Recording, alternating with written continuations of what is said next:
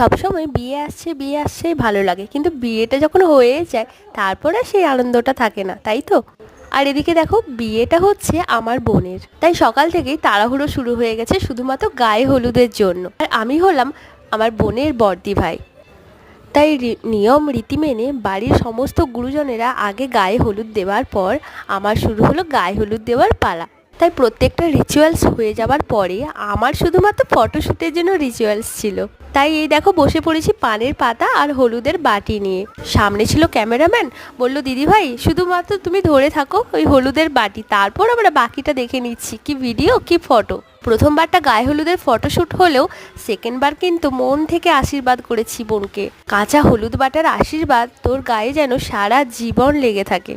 আর ওই যে পাশে বসে আছে ছোট্ট একটা প্রিন্সেস, আর ওটা হলো আমার আরেকটা বোনের মেয়ে। আর মনে কত কৌতূহল, ছোট মানির বিয়ে হচ্ছে মানে কি মাম্মাম আমার কি বিয়ে হয়ে যাচ্ছে, কেননা তাকে বলা হয়েছে তুমি তো হবে রাজকুমারী, তাই তার সাজটা যেন মানির থেকে কম অংশে না হয়, তার জন্য অর্ডার করা হয়েছিল ছোট্ট একটা সোলার মুকুট। আর দেখো পরনে আছে সাদা আর লাল রাফেলের একটা শাড়ি। আর এদিকে আমি আস্তে আস্তে হলুদ, টিপ, সিঁদুর সমস্ত কিছু লাগিয়ে রিচুয়ালসটাকে কমপ্লিট করলাম। এদিকে বোন বললো অনেকটা সিঁদুর লাগানো হয়ে গেছে দিদিভাই, একটু মুছে দাও। তাই চোখের ওপর থেকে সিঁদুরখানি গড়িয়ে আসে একটুখানি পরিষ্কার করে রিচুয়ালস আমি শেষ করলাম।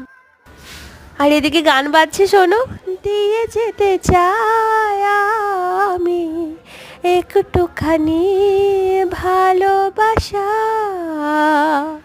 আমি জানি এই গানগুলো অনেক পুরনো হয়ে গেছে, কিন্তু আমাদের মতো 90 দশকের ছেলে মেয়েদের এই গানগুলো কি সত্যিই কখনো পুরনো হয়? আর গায়ে হলুদ হয়ে যাওয়ার পরে দেখো আমাদের রিচুয়ালস অনুযায়ী মুড়ি বাতাসা, তার সাথে একটা পান আর সুপারি, এটা কিন্তু প্রত্যেকটা বিবাহিত মেয়েদের আঁচলে অবশ্যই দিতে হয়, শুধুমাত্র আমার বোনের ভালো আশীর্বাদ চেয়ে। আর আশীর্বাদ শেষ হয়ে যাওয়ার পর ওই কাঁসার থালাতে সর্ষের তেল দিয়ে চাল মাখাটা ভীষণ সুন্দর একটা দৃশ্য, যেটা আমাদের বাঙালিদের প্রত্যেকের এই রিচুয়ালসটা আছে।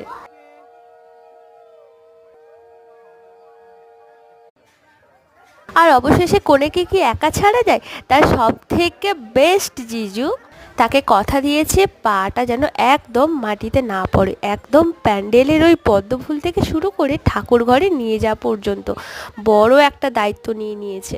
তাই এই দেখো ডাকতেই একবার দুজনে পোজ কি দেবে, বাড়ি তো পৌঁছাতে হবে, ঠাকুর ঘরে গিয়ে একদম মায়ের কোলে বসিয়ে দেওয়া। ব্যাস এখানেই আপাতত শেষ, পরের ভিডিও বিয়ের সময়। তো দেখতে থাকো বন্ধুরা, চলো টাটা, সাজতে বসতে হবে।